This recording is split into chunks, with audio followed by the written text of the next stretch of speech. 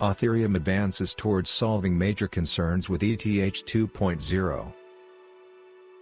The price of Ether has risen by roughly 13% in the last week. Ethereum blockchain's energy usage is expected to be reduced by 99.5%. One step closer to solving a primary objection to cryptocurrency, its environmental effect, thanks to modifying the technology behind various cryptocurrencies, including Ether. A long-standing criticism of digital currencies like Bitcoin and Ethereum is their high impact on the environment due to their mining operations. Many mines are located in areas where the cost of electricity is low, often due to coal or other coal-based sources. Ethereum and numerous other digital currencies and initiatives using non-fungible tokens may soon be rendered obsolete due to modifications made to a significant blockchain. For example, Ethereum blockchain's energy usage is expected to be reduced by 99.5% due to upgrading to the so-called ETH 2.0. Unlike Ethereum, which changed its technology to use less energy, Bitcoin has no intentions to do the same. However,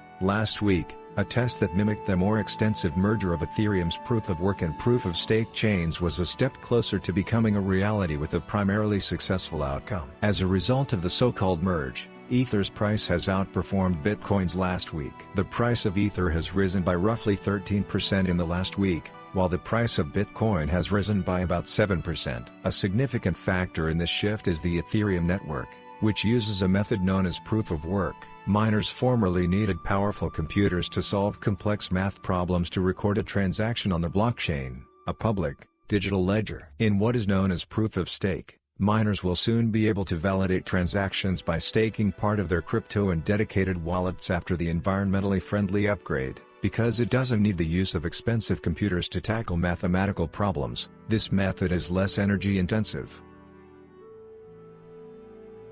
What does Ethereum Improvement Proposal, EIP, 4844 bring to the table?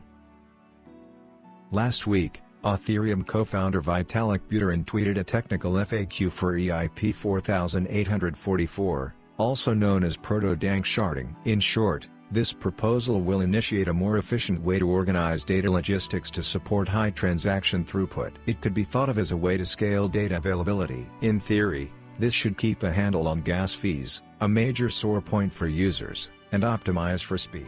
EIP 4844 introduces a new kind of transaction type to Ethereum which accepts blobs of data to be persisted in the beacon node for a short period of time. Underpinning this is blobs. But what are they, and how do they work? Why are blobs needed on Ethereum? Sharding is a process that breaks down data into two or more smaller chunks. These chunks are then distributed across separate database nodes, referred to as physical shards, which hold multiple different chunks. This is advantageous because it enables scaling beyond the capacity of a single host system or a single database. What the Ethereum team now intends to do with sharding is to utilize a roll-up-centric approach. At least in the short to medium term, this means adapting the infrastructure to make use of Layer 2 protocols in an attempt to scale. Currently, users have accounts on L1, ENS names on L1, applications live entirely on L1, etc. All of this is going to have to change. We would need to adapt to a world where users have their primary accounts,